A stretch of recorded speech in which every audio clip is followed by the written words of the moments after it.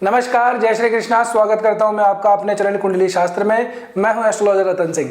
आज अपन बात करेंगे आने वाले सप्ताह यानी कि 16 फरवरी से लेकर 22 फरवरी के बीच में क्या कुछ ग्रहों का परिवर्तन है और क्या उसका आपके ऊपर प्रभाव पड़ेगा। देखिए, एक तो बड़ी घटना तो यह है कि सूर्य का ग्रहण होने जा रहा है। अब इस ग्रहण का क्या इंपैक्ट पड़ेगा नहीं पड़ेगा, इसके बारे में आज हम चर्चा करेंगे।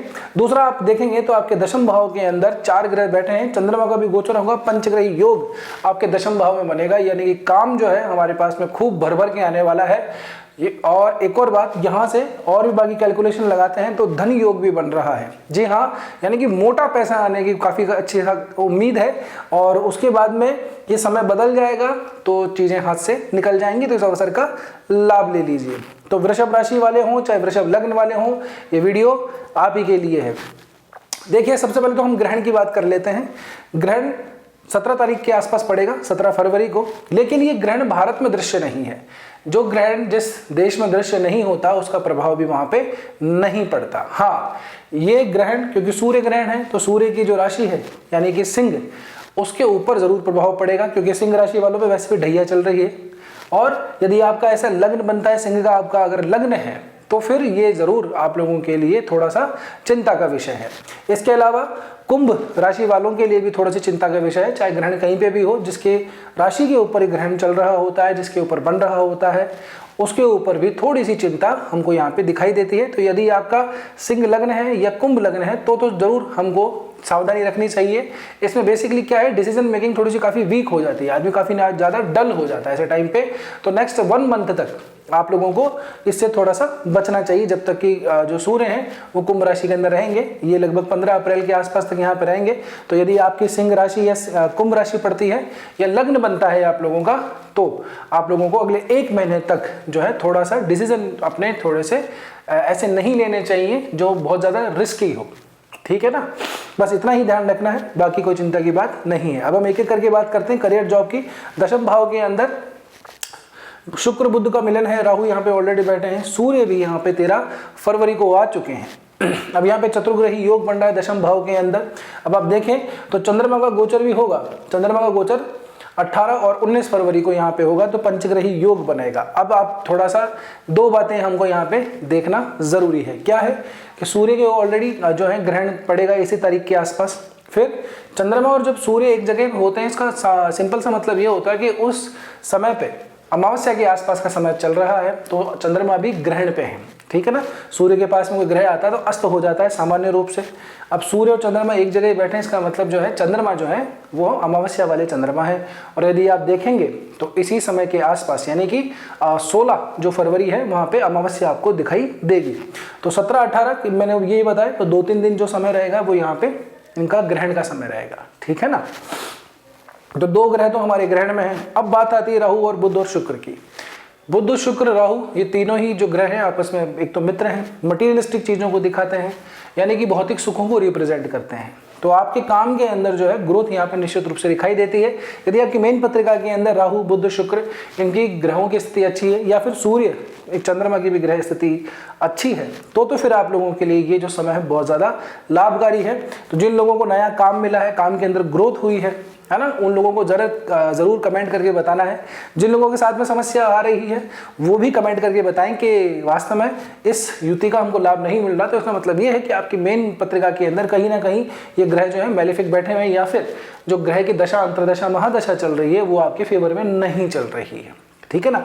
अब कुछ लोग कई बार ऐसा होता है कंफ्यूज हो जाते हैं, बहुत सारे उनके सवाल होते हैं, है ना, कई सारी समस्याएं होती हैं, उनकी सॉल्यूशन जानना चाहते हैं, एस्ट्रोलॉजिकल सॉल्यूशन जानना चाहते हैं, तो समझ में नहीं आ रहा है कि किसकी ग्रह की दशा है, महादशा है, कौन सा ग्रह कारक है या कारक है। तो आप निश्चिंत रहिए, नीचे व्हाट्सएप नंबर दिए हुए हैं और हमारे वेबसाइट का एड्रेस दिया हुआ है। यदि आप कंसल्टेशन अपनी बुक करवाना चाहते हैं तो यहाँ पे संपर्क कर सकते हैं। आगे बढ़ते हैं, तो यहाँ पे शुक्र बुध की ये जुति है, लक्ष्मी नारायण योग बनाती है। राहु का भी साथ में जो चला हुआ है, साथ इनको मिला हुआ है, वो ऐसा दिखाता है कि आपको बहुत ज़्यादा अपना जो फास्ट ग्रोविंग तरीके से आपका काम बढ़ने वाला है। जी हाँ, राहु जो है वो एक इस तरह का ग्रह है जो जब चीज़ों को करने पे आता है तो बहुत ज़्यादा मैनिपुलेट करके चीज़ों को देता है और सीधे सीधे रास्ते से नहीं देता, शॉर्टकट रास्ते से देता है। तो शॉर्टकट का मतलब यही हुआ कि आपको जल्दी जल्दी फास्ट ग्रोथ यहाँ पे हमको दिखाई देती है।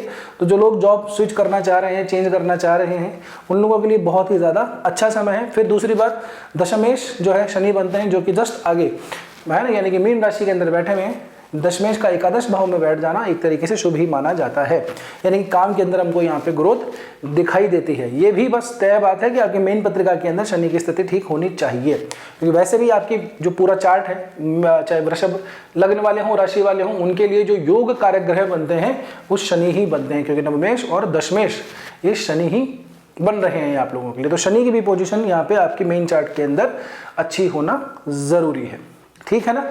तो ऐसे टाइम के अंदर देखिए, स्विच करना चाह रहे हैं तो बेटर ऑप्शन है, नई जॉब लेना चाह रहे हैं तो भी बढ़िया समय है ना। और किसी से अगर अपना काम निकलवाना है ना, किसी से जैक लगवानी है, किसी से अपनी सिफारिश थोड़ी सी करवानी है, तो ऐसे टाइम पे भी आदमी को क्या है, जल्दी सक्सेस मिल जाती है।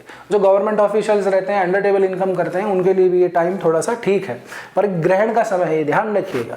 अब यहाँ पे अगर आप सूर्य की बात देखें तो सूर्य आपके चतुर्थ भाव के स्वामी बनते हैं, है ना, प्रॉपर्टी, एसेट्स, इस तरह की चीज़ों का स्वामी बनता है। तो इस राशि के ऊपर थोड़ा सा समस्या दिखाई दे रही है चौथे भाव के अंदर, यानी कि आपकी जो संपत्ति से संबंधित विवाद है वहां पे थोड़ा सा हमको वृद्धि दिखाई दे रही है। तो हो सकता है कि कोई लीगल जो है परेशानी आपको आ जाए, या फिर ऐसा हो कि उस जो भी आपकी ज़मीन ज़्यादा एसेट प्रॉपर्टी है उसके अंदर कई सारे पार्टनर बन जाएं और वो कोई ना कोई आपके साथ में चीट करने की कोशिश करे, ठीक है ना।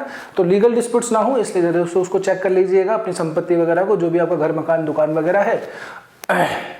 और यदि कुछ नया खरीदने चाह रहे हैं तो उसके लिए मैं आपको अभी मना करूंगा, ठीक है ना। जब तक कि ग्रहण की अवस्था रहेगी तो आप लोगों को थोड़ा सा नया इन्वेस्टमेंट करने से बचना चाहिए, खास करके असेट क्रिएशन के अंदर, चाहे वो ज्वेलरी वाली चीज़ हो, चाहे वो कोई प्रॉपर्टी हो, कोई मकान हो, कोई दुकान हो, कोई फ्लैट हो, कोई ज़मीन हो, वहाँ पर इन्वेस्ट करने से भी थोड़ा सा बचना चाहिए, ठीक है ना।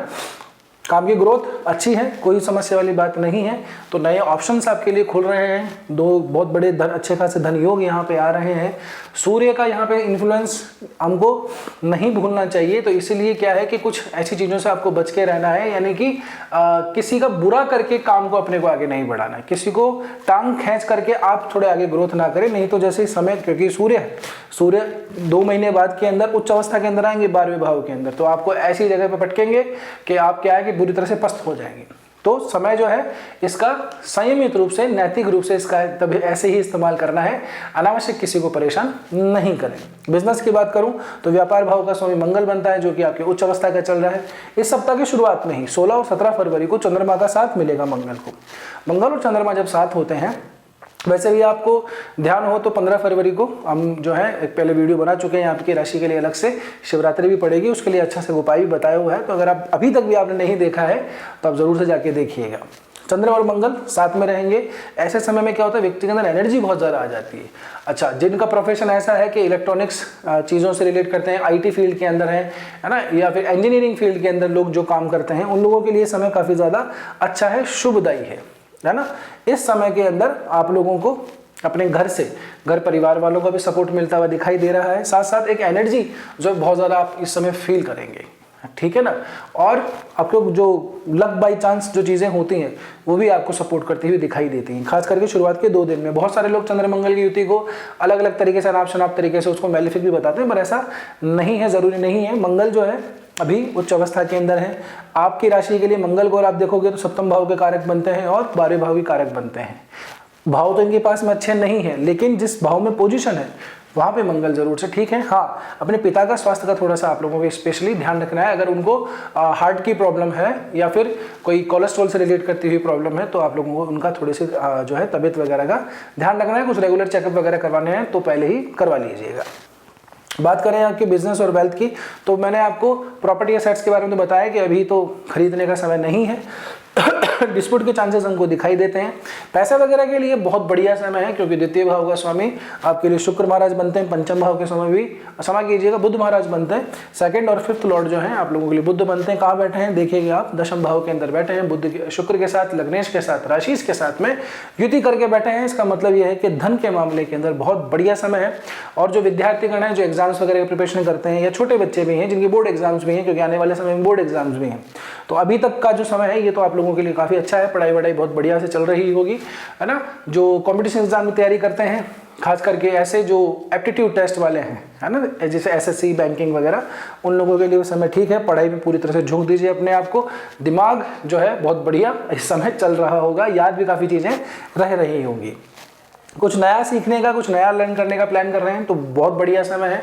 जो फ्रेशर्स वगैरह हैं, कहीं पे जाना चाहते हैं, जॉब के अंदर इंटरव्यू कुछ दे रहे हैं, उनकी अप्रेंटिसशिप पूरी हो गई है, तो भी उन लोगों के लिए अभी का जो समय है, ये वाला जो सप्ताह स्पेशली बहुत बढ़िया है। इसके बाद में मंगल आगे बढ़ जाएंगे, फिर से ये पंचग्रही एक योग बनेगा, 7 दिन के लिए बनेगा। और आगे की जब स्थिति आएगी तो राहु और केतु के एक्सेस में सारे ग्रह आ जाएंगे। कई बार हम इसको कालसर्प भी कहते हैं, इसके ऊपर अलग से हम वीडियो बनाएंगे, चिंता मत कीजिएगा। आपकी राशि के लिए कालसर्प कितने समय तक रहेगा, आकाश में भी कालसर्प रहने वाला है ना, तो उसका क्या प्रभाव रहेगा, क्या निवारण रहेगा, इसके बारे में भी हम बात करेंगे। बात करें आप लोगों के लिए मैरिज की, दाम्पत्य जीवन की, तो दाम्पत्य जीवन ठीक है, खुशी खुशी चल रहा होगा। अभी ज़्यादा समस्या हमको यहाँ पे दिखाई नहीं देती, क्योंकि मंगल जो है इस भाव के स्वामी बनते हैं। इस भाव के ऊपर कोई सीधा मंगल का दृष्टि नहीं आ रही है, ठीक है ना। अपने भाव से तीसरे भाव पे गए हुए हैं। छोटी मोटी खिटपिट अलग बात है, जनरल बातें हैं। हाँ, अगर सेपरेशन मोड में चल रहे हैं तो अभी का समय आप लोगों के लिए सेपरेट होने का इतना फेवर हमको दिखाई नहीं दे रहा है, क्योंकि शुक्र बुध की युति ठीक है। इसके बाद में भी जो शुक्र है वो मीन राशि में जाएंगे, उच्च अवस्था को प्राप्त करेंगे, तो यहाँ से सेपरेशन का तो कोई सिस्टम दिखाई देता नहीं है और बहुत एंडिंग अवस्था के अंदर आ गए हैं, तो फिर आपका मेन चार्ट देखना ज़्यादा ज़रूरी रहता है, ठीक है ना। बात करें आपके स्वास्थ्य की, तो स्वास्थ्य की दृष्टि से भी एक चीज़ और, ओवर थिंकिंग के फेज के अंदर थोड़ा सा बचना है अपने को, क्योंकि राहु जो है हर किसी ग्रह पे ग्रहण लगा देता है। ज़रूरी नहीं है सूर्य पे ही लगाए, ये किसी भी ग्रह पे ग्रहण लगा सकता है। तो इसीलिए क्या है, आपकी मेन पत्रिका के अंदर इसकी पोजीशन देखना जरूरी है। चौथे भाव के अंदर वैसे राहु बहुत अच्छे रिजल्ट देता है, और जब ये ज़्यादा अच्छे देता है तब ये अकेला राहु बाकी ग्रहों के साथ में होता है तो बहुत सारी खुराफात यहाँ पे कर देता है ना। यानी कि आदमी जो है सीधे सीधे काम हो रहा होगा ना, तो जानबूझ के उसको टेढ़े रास्ते से करने की कोशिश करेगा, यार इसकी जगह इसको ऐसे भी किया जा सकता है। मतलब अनर्गल बातें ज़्यादा करता है, आदमी को एक ट्रैप में फंसा देता है, ठीक है ना। तो वो थोड़ा ध्यान रखना है। थोड़ी सी अगर एंजाइटी है, डिप्रेशन है, आप लोगों को रात को नींद वगैरह नहीं आती, बेचैनी से रहती है, हेडेक रहता है बहुत ज़्यादा, तो आप लोगों के लिए थोड़ा सा और सावधान होने का ये समय है। क्योंकि देख ही रहे हैं आप, शुक्र के साथ में राहु यहाँ पे बैठे हुए हैं। आपके मेन चार्ट में अगर राहु यही पोजीशन में है तो फिर तो और ज़्यादा चिंता की बात है। तो कहने का मतलब ये हुआ कि खास करके एंजाइटी, डिप्रेशन, शुगर, बीपी, इस तरह के जो पेशेंट्स हैं उन लोगों को हमेशा ही जो है मैं इनको ज़्यादा सावधान रखता हूँ, है ना। तो और स्पेशल सेगमेंट मैंने अभी बताया आप लोगों को, जिनको डिप्रेशन है, एंजाइटी वगैरह रहती है, रात को नींद वगैरह नहीं आती, हेडेक, माइग्रेन की प्रॉब्लम रहती है, उन लोगों को थोड़ा सा ज़्यादा सावधान और अपनी स्वास्थ्य का ध्यान रखने की ज़रूरत है। कोई विशेष हानि हमको यहाँ पे अभी दिखाई नहीं दे रही है कि कोई आगे चोट चपेट, कोई एक्सीडेंट, है ना। कई बार मैं आपको सावधान भी करता हूँ, सावधान करना ज़रूरी है। देखिए कि अगर कोई एक व्यक्ति भी थोड़ी सी सलाह को मान ले, थोड़ी सावधानी रखे और बड़ी दुर्घटना से बच पाए, तो मैं समझूंगा कि हमारा जो ये उद्देश्य है वो पूर्ण हो जाता है, ठीक है ना। बाकी जैसी मति है उसका वैसा ही व्यवहार रहता है ना। बात आप समझ गए होंगे। बात करें उपाय की, तो उससे पहले अगर आज तक पहुंचे हैं तो आपको वीडियो ठीक ही लगा होगा, तो कमेंट करके जरूर बताइएगा वीडियो कैसा लगा। एक मिनट रुक जाइए, रिक्वेस्ट है आपसे, कमेंट जब आप करेंगे तो कमेंट सेक्शन को स्वाइप करिएगा, वहाँ पे हाइप का ऑप्शन आएगा, वीडियो को हाइप जरूर से कर दीजिएगा, ठीक है ना। और नए हो तो कृपया करके सब्सक्राइब चैनल को कर लीजिए, ताकि टाइम पे आप लोगों को अपडेट मिलती रहे। इसके लिए बेल आइकन भी दबा दीजिएगा।